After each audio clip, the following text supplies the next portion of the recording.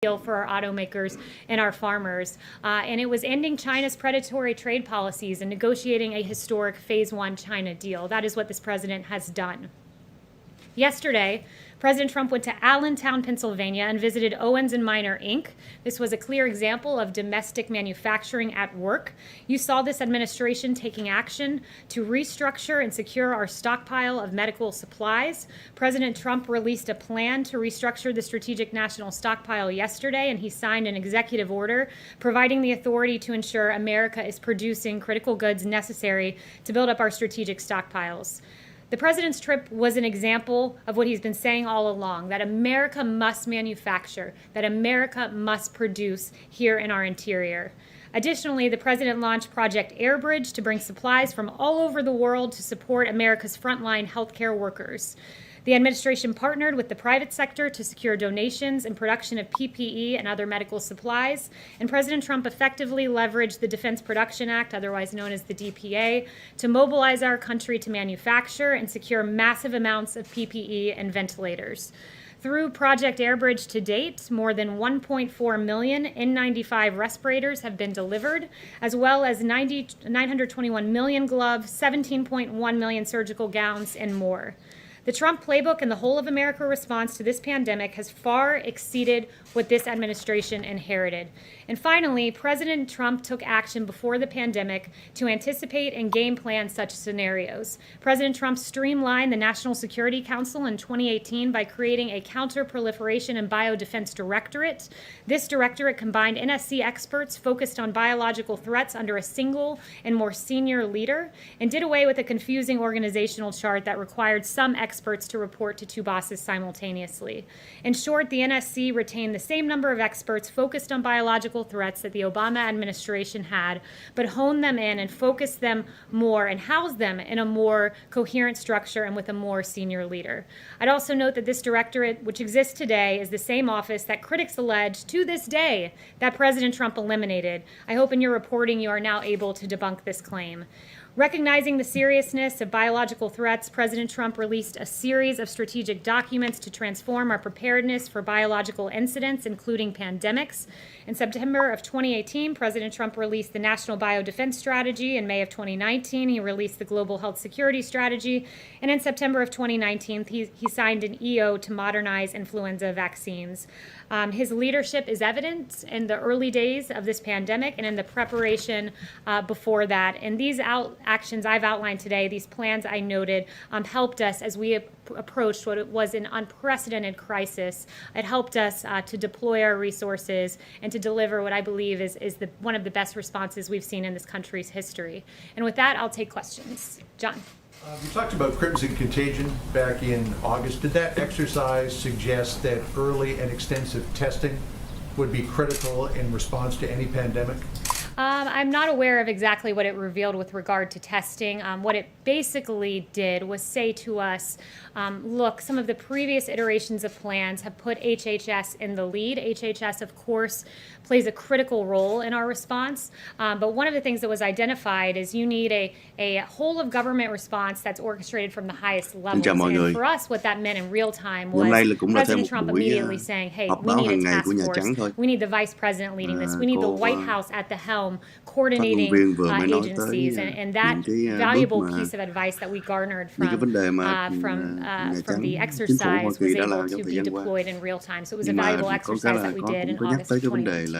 And going forward, will early and extensive testing now be among the recommendations to put into any future plans? So we have not outlined a future plan just yet. We're still operating off of the one that was issued fairly recently in January of 2020. I think it's safe to say that we've learned a lot as we've moved forward and navigated this pandemic, and navigated the deploying of more than 90 million N95 respirators, 1 billion gloves, this really historic response. I think we've learned that working with the private sector has been very effective. We have an incredible, innovative private sector in this country. And to have a businessman at the helm and President Trump who was able to coordinate that was very effective, and I think will become the playbook for dealing with future pandemics. Caitlin? So you replaced the Obama playbook with these two you say that you've developed.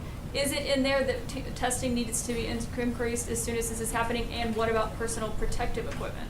Look, personal protective equipment is very important, and I'm proud and of what this administration has done, and I'm very glad that you asked about that because I have some supply numbers for you today. I actually shortchanged us a little bit there. 92.7 million N95 masks, 133.7 million surgical masks, 22.4 million surgical gowns, 10.5 million face shields, and almost 1 billion gloves.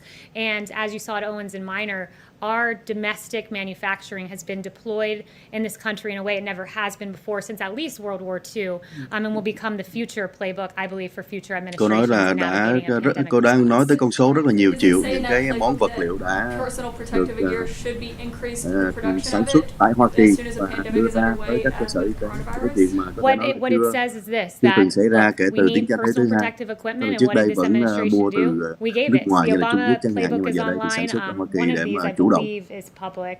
One is public, so you can look through that online. But what we've done is remarkable, and that is exactly what you just asked me. Does it say we need more PPE? Well, we've delivered historic numbers of PPE, 1 billion gloves. We'll continue to do that. We'll continue to fill the stockpile. We're ready for the fall, and this administration has acted in a way that Tôi I nói là don't believe, đã rất certainly là based on what chuẩn I bị, read in đã the đưa Obama đã đưa playbook, rất nhiều và would cả have có able to have deployed what this dự trữ rất administration nhiều has những done. cái Jeff? vật tư y tế. So I was just asking that because it seemed to take so long to get more masks and swabs and whatnot, which they're still dealing with now. But my other question is on Rick Bright. The president said yesterday that he probably should not be working in federal government anymore, but he is now expected to start his new job next week. Does the president still welcome him starting that new position? And can you clarify exactly what that job is? Well, it's interesting to ask about whether Rick Bright should start in a position because Rick Bright hasn't showed up for a position. He was transferred to lead a bold new Câu hỏi $1 tới billion một cái nhân testing vật là program. một He's not yet người shown up for tiến work. sĩ hoặc là He bác takes sĩ a đã vừa qua đã có cái $285,000 salary. That's extraordinary for a federal government tố cáo salary. Tổng thống Trump đó.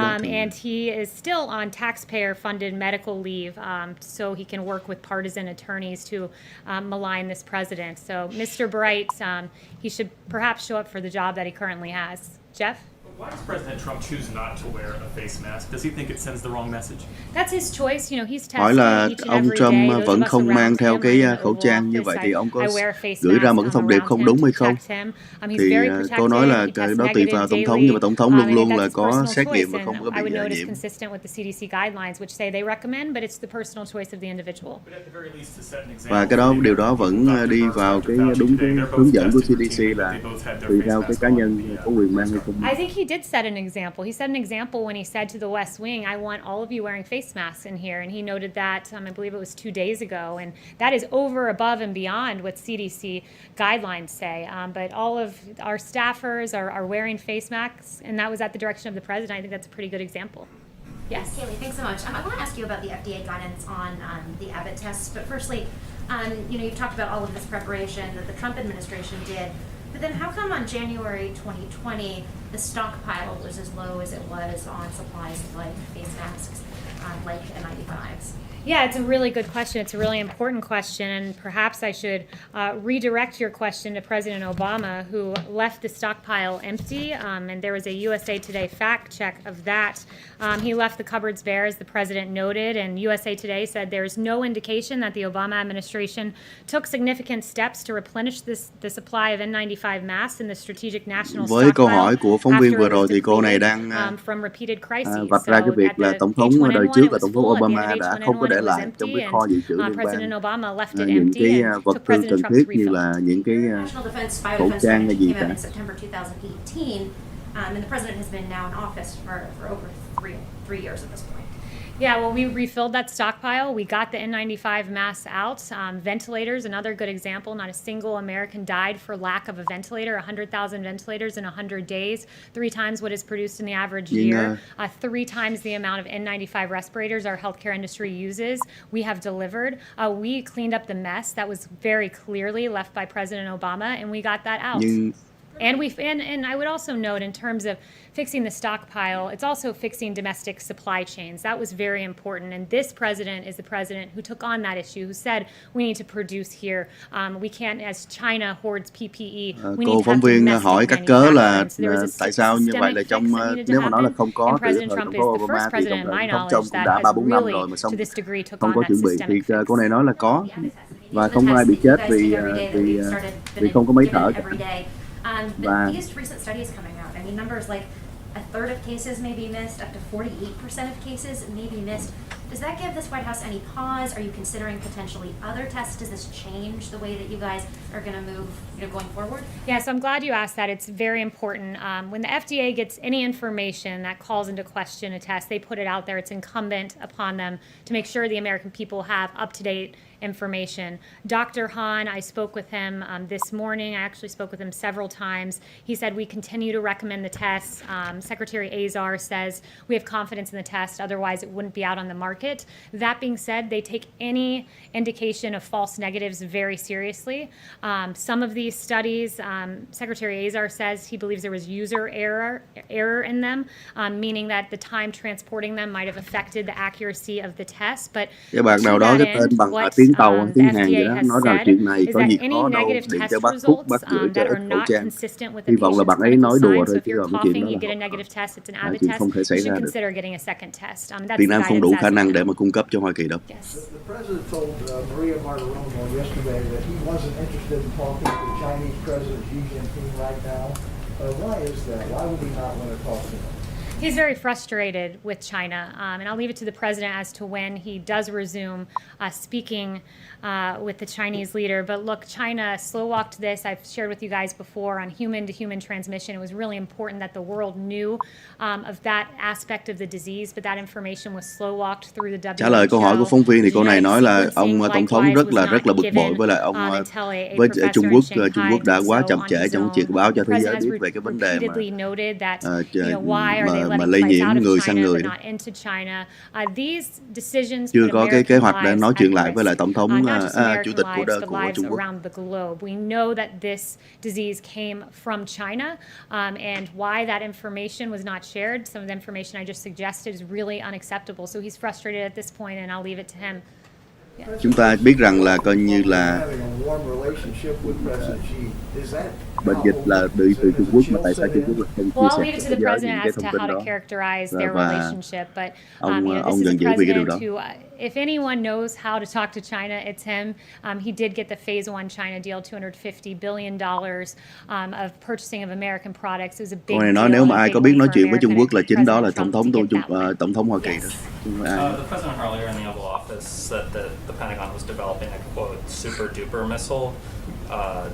Pentagon was asked about that shortly after the president made his remarks and declined to comment, referring it back to the White House. So I'm wondering if you can say what the president was describing. Yeah, I would just refer you back to the president's remarks in the Pentagon. I don't have any new information on that at this point. Yes. Can you clarify, Kayleigh, when did the administration start replenishing the stockpile of PPE? And does that report get into that? The president immediately, when it was necessary to get more PPE for America's healthcare workers, immediately went into action. And I've listed out for you all of the results of those actions, which have been extraordinary, greatest mobilization of the private sector since World War II. And I would also note, I do have some new information. Taken before January 2020 regarding PPE and trying to replenish that? I did talk to Secretary Azar a little bit about this yesterday, and one of the things Secretary Azar said to me is, when we got to the federal government, we were on the brink of, we were in very hostile confrontations with several powers because of the Obama administration's foreign policy, and there were real bioterrorism threats, and that was the immediate threat that the administration focused on in terms of the stockpile. And immediately when it became clear a pandemic was the concern over bioterrorism, we transitioned as quickly as humanly possible and filled the empty cupboards left by President Obama. And I do have, if I can find it in here, some new information on ventilators just to show how extraordinary this administration's effort was on the stockpile, that we've shipped 766 ventilators overseas to our partners because no one here has died for the lack of a ventilator. So we've done so well and overperformed so much.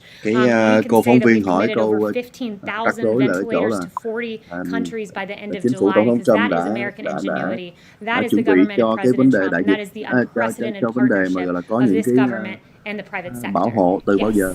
Switching gears for just Cô a này nói ngay moment. từ khi đại Also dịch in his interview with Maria Bartiromo the nhìn other thấy là day, dịch the đại president dịch suggested chuẩn bị. people should be jailed for what he said earlier in the week was a very obvious crime. You're an attorney and the president's spokesperson. Perhaps you could lay out the elements of this crime. What crime was committed, and in what way? I assume you're referring to the Obama administration and the unmasking and... The president calls Obamagate. What is it? What are the elements of that crime? Yeah, I'm really glad you asked because there hasn't been a lot of Phóng viên journalistic hỏi là curiosity on this tổng thống đã front. I'm nói very cái vụ glad that you asked Obamagate, this tức là cái question. tội ác của ông Obama tổng thống đời trước thì đâu là cái cơ sở để mà nói Questions cái chuyện đó. raised by the actions of the Obama administration. The Steele dossier, funded by the Democratic National Committee, the opposition political party to the president, was used to attain FISA warrants to listen in on conversations of people within the Trump campaign. There was the unmasking, đang nói the nhắc tới những cái vấn đề identity như là of nghe lén Michael trong cái Flynn. And we know that in a chiến January dịch tranh 5th cử meeting in the của Oval tổng Office thống. with President Obama, Sally Yates from the Department of Justice learned about the unmasking, not from the Department of Justice or from the FBI. She learned about it from President Obama and was stunned and could barely process what she was hearing at the time because she was stunned of his knowledge of that. We know that there was a lot of wrongdoing in the case of Michael Chúng tôi Flynn. biết The là có rất FBI là notes, nhiều for những cái instance, việc làm that sai said, trái của cái quote, cái đời get tổng him thống to trước đó. lie as they pontificated their strategy. We know that the identity of this 3-decade general was leaked to the press, a criminal leak to the press of his identity in violation of his Fourth Amendment rights. These are very serious cái mà questions. là They've been ignored by the rò media rỉ for thông tin far cho too báo long. chí And về I'm very ông glad tướng. that I think that Vâng is the second question that I have fielded on Lieutenant General Michael Flynn because justice does matter. Those questions, they matter. To be clear, I heard you mention one thing you said was criminal, and that was what? The one thing that I've said that was criminal, the leaking of his name and the very real questions that have been raised. But if you want to Một trong start những talking cái about mà gọi là wrongdoing in the phạm tội đó là administration, cái happy to go through Andy rò rỉ McCabe thông tin leaking về to cái the tên Wall tuổi Street của ông Journal tướng. and then lying about it. Happy to talk about James Clapper lying before Congress, saying the NSA does not monitor phone calls. That was an inaccuracy, to say the least, if not a lie. And John Brennan telling Congress that the bogus Steele dossier played no role in the Russia probe, when in fact we know it did and was the basis of attaining FISA warrants. So there's a lot of mistruths there that were said, many of them under oath. So I would point you to those and the many other real questions that I hope you all will pursue. So the president's view that those people should be jailed, the people you just mentioned. I never said that. Those are your words, not mine. But perhaps you should look into it and get me some answers. That is, after all, the job. Phóng viên muốn đặt chữ vào miệng cô ấy nói không phải là cái đó tôi không nói là anh nói. Questions that I've laid out, and I hope you guys will take the time to do it. And I also find it interesting, if we want to start talking about fabrication of crimes, we can litigate that case pretty publicly with James Clapper. Nếu mà muốn nói về vấn đề gọi là tạo dựng những cái tội ác thì chúng ta sẵn sàng nói đây thôi. Paled in comparison. We can talk about Eric Swalwell lying and saying Theo President dệt Trump was tội ác. working on behalf of the Russians. We can talk about Hakeem Jeffries lying and saying the president was a Russian asset. We can talk about Schiff saying there was ample evidence of collusion in plain sight when in fact there was not. We can talk about Mark Cô đang kể Warner về những saying there's cái enormous sự amounts mà of evidence of collusion. We can talk theo about a dệt CNN để mà chống lại historian phía who said Trump. there was a smell of treason in the Trump-Russia probe when in fact for 3 years you all talked about collusion and there was none, and it was a huge injustice. Suốt 3 năm trời quý vị nói là có việc mà là dính dáng với lại Nga thì hoàn toàn không có gì cả. Not the alleging of absolutely false allegations against this president. Hoàn toàn là coi như là những cái cáo buộc không có. Sorry, one second. I can't really. So I'll get to you next. Go ahead. France has pushed back by a comment by the CEO of Sanofi that the United States would be first in line for a vaccine if that firm develops because of initial funding by BARDA. Does the administration think that the United States should receive the first doses if Sanofi does discover that vaccine? I haven't spoken to the president about that, so I don't have any announcements on that front. But yes, Ông đang hỏi về cái việc mà phía Pháp bức bội về việc Mỹ nhận được vaccine của công ty nào đó trước Pháp thì có nói cô không có thông tin. 48 hours ago, the Federal Retirement Thrift Investment Board followed the president's suggestion and cut off any investment of federal pensions for civilian and military workers into China on their markets, therefore cutting off funds that would be invested in state-run companies. Will the president now urge private sector businesses, and I think of BlackRock, which is invested in 137 Chinese companies, to follow this example and get out of investing in China?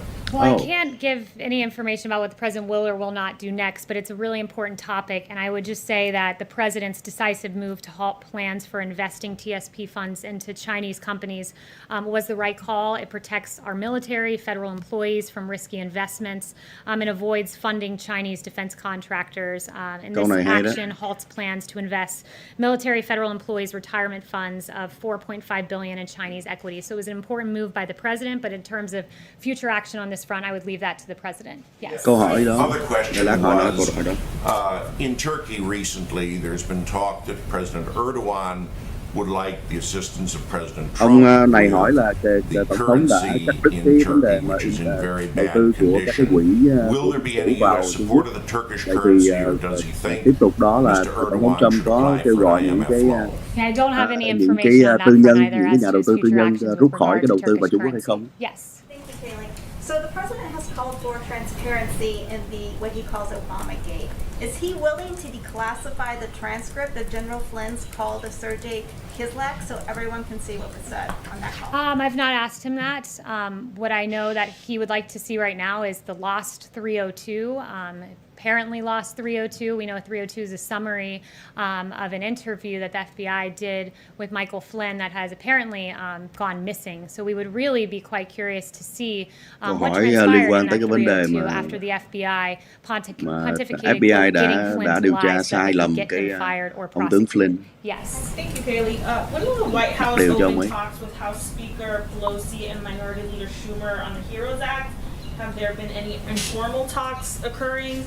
And does the White House support more aid to state and local governments as part of that package? So the president has said that he would talk about state and local aid, but it cannot become a pretext for bailing out blue states that have gotten themselves into financial trouble. So while he's open to discussing it, he has no immediate plans to move forward with the phase 4. He said something he's looking at, but he wants to take some time to consider what should be in it. The Pelosi bill has been entirely unacceptable. For instance, one of the things that I found really funny in her bill was she requires that the president appoint a medical supply response coordinator who would serve as the point of contact for the healthcare system, supply chain officials, and states on medical supplies. I don't know if Speaker Pelosi has just not been paying attention while she's been out in California, and we've been here working, but I happened to be sitting by this so-called medical supply response coordinator on Air Force One yesterday. He's been around for quite some time. His name is Admiral Polovchek. So Polovchek is who's coordinating this, and perhaps she doesn't know that because Admiral P has been doing this for quite some time, but that's just an example of how quite odd the Pelosi bill is, packed full of liberal wish lists, like ensuring that illegal immigrants, for instance, get direct payments because they're not looking at Social Security numbers to verify that taxpayer dollars are going to actual taxpayers. So elements like that are non-starters, and then there's just really curious elements that really suggest if the speaker is even paying attention. Chanel. Thank you, Kaylee. But going back to the HEROES Act, the Speaker Pelosi presented it today for a vote, and you have members of her own party coming in and saying this is Washington politics at its worst.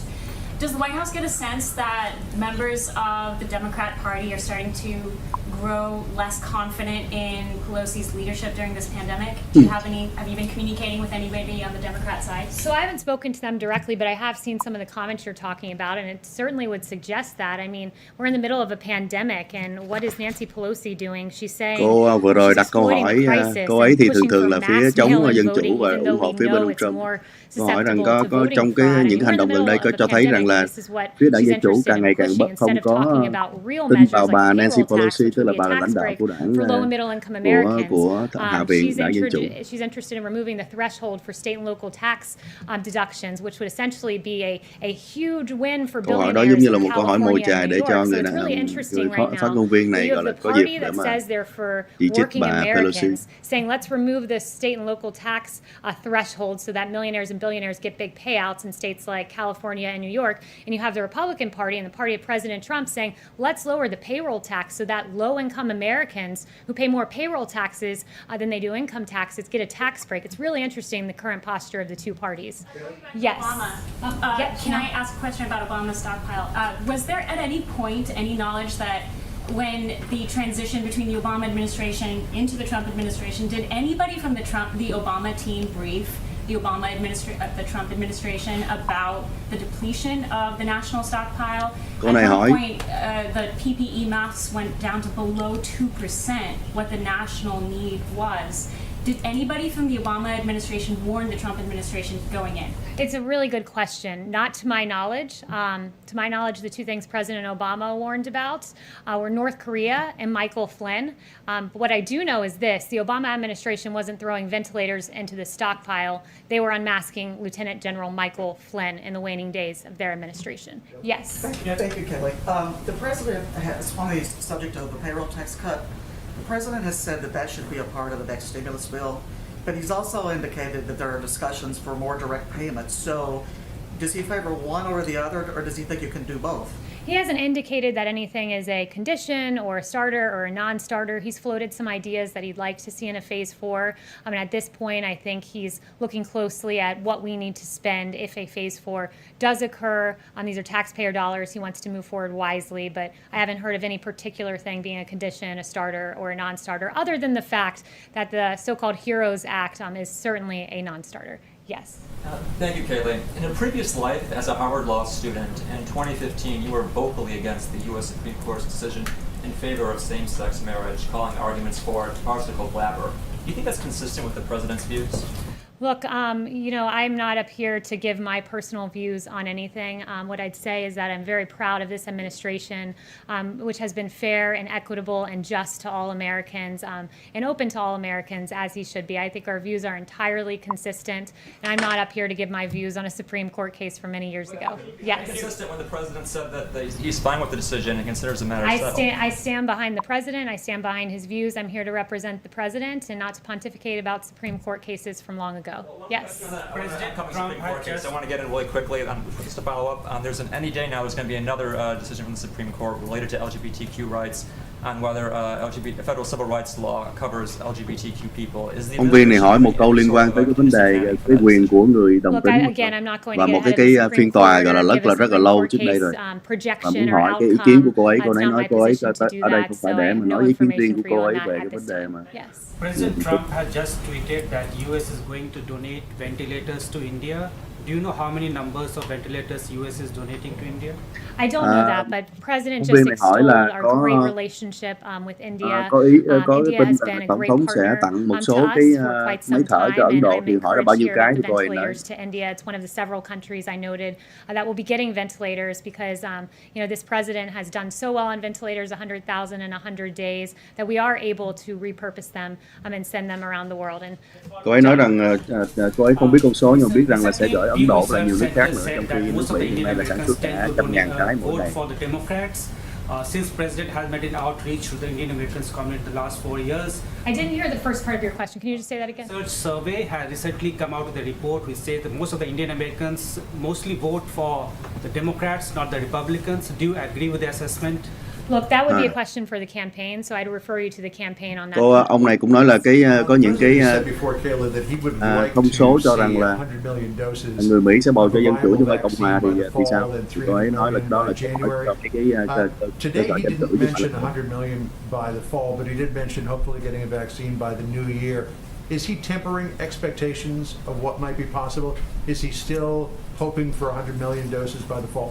No, this president is not tempering expectations. In fact, I think we should be very encouraged about Ông này hỏi về cái vấn đề cái thuốc chủng vaccine from clinical trials for coronavirus có trông đợi là mùa thu này hay là qua đầu năm sau. Confident that we will have a vaccine by the end of 2020. Operation Warp Speed is a great new innovative operation that I think will take us to getting a vaccine, as Dr. Salawi said, in short order.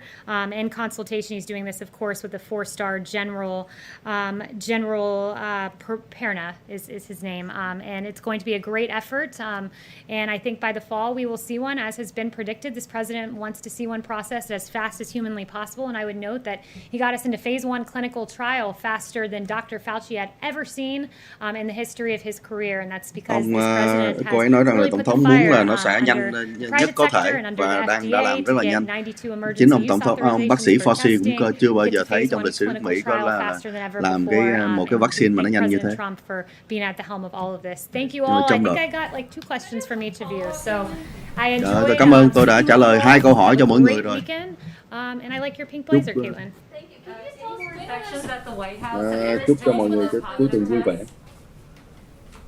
Hồi nãy có một vài câu hỏi mà tôi cũng muốn nhắc lại khi mà dịch nó không có kịp đó. Thì có một cái câu hỏi là nói rằng là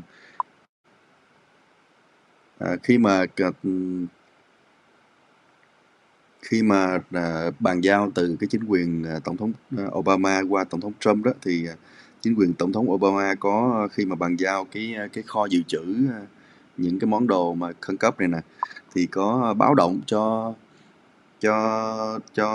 phía chính quyền mới của tổng thống Trump là những cái dự trữ như là khẩu trang hay là những cái bảo hộ y tế đó, nó có đã bị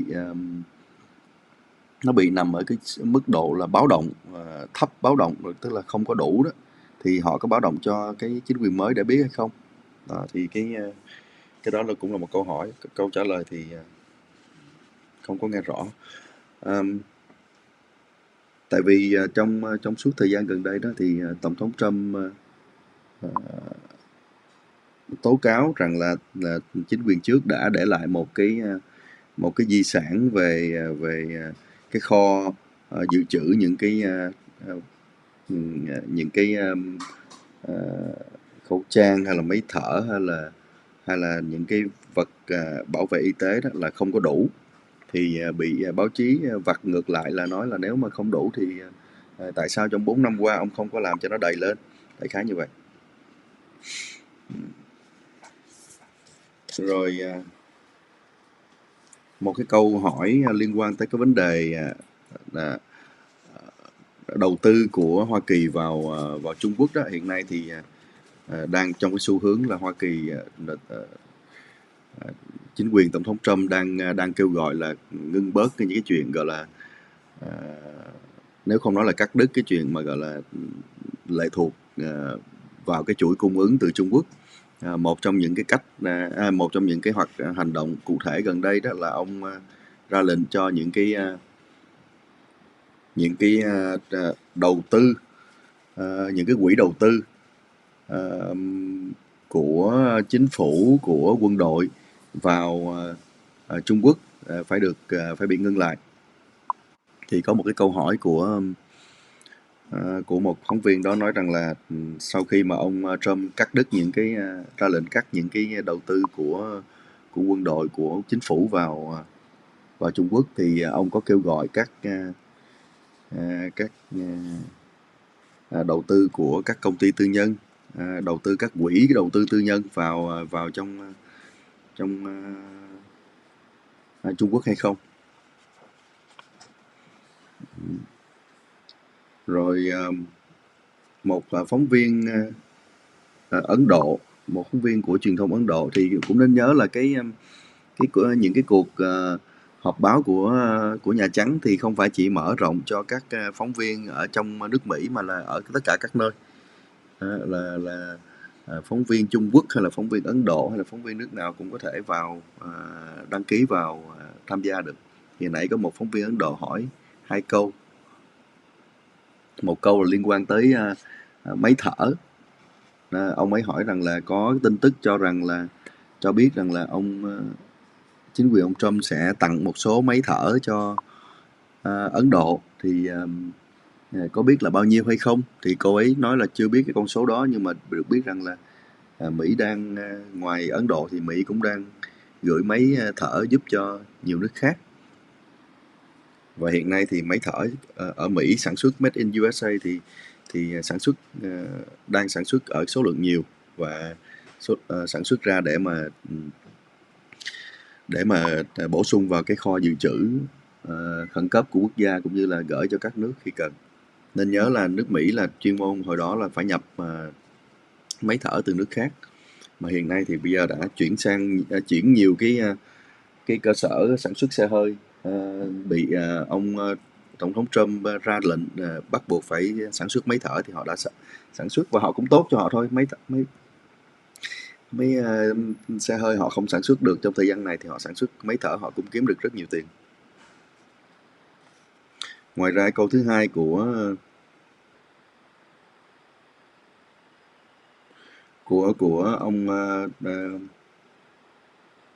ông phóng viên Ấn Độ đó là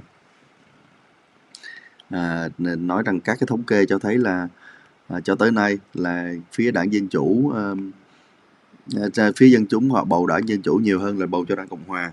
Thì cô có ý kiến như thế nào? Thì cô ấy nói rằng là những cái vấn đề liên quan tới tranh cử thì để dành cho các cái ủy ban tranh cử họ trả lời, chứ không phải họ. Cổ là người phát ngôn viên của Nhà Trắng, không trả lời cái đó. Cũng muốn nói thêm một tí về liên quan tới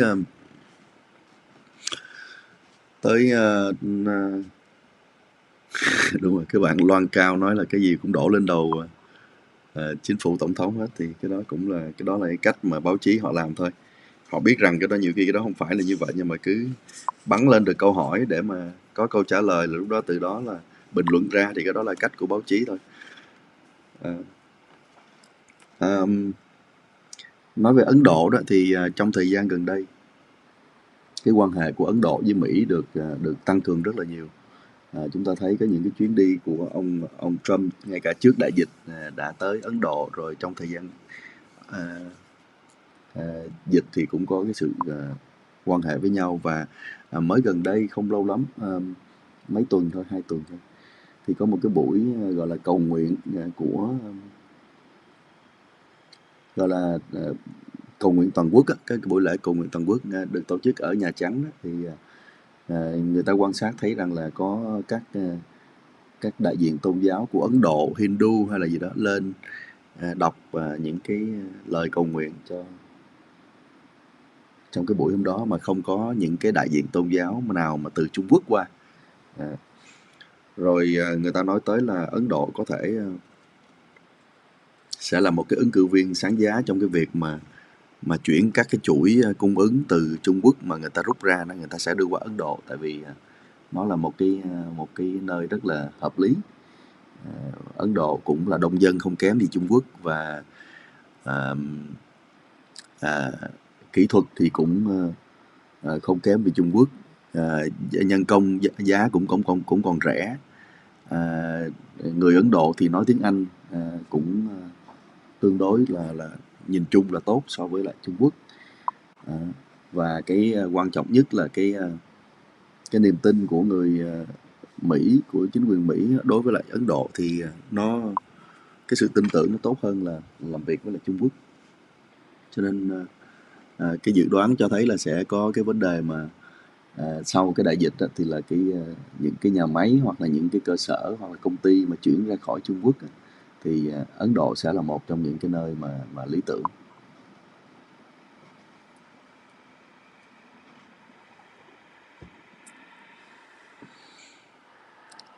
Như vậy thì tạm ngưng cái buổi họp báo tường thuật buổi họp báo của Nhà Trắng ở đây. Xin hẹn gặp lại mọi người trong những clip tới. Nếu mọi người có những cái đề tài gì mà cần tìm hiểu khai thác thì cứ việc để lại những cái comment ở trên những cái trang như thế này. Xin chào nhé.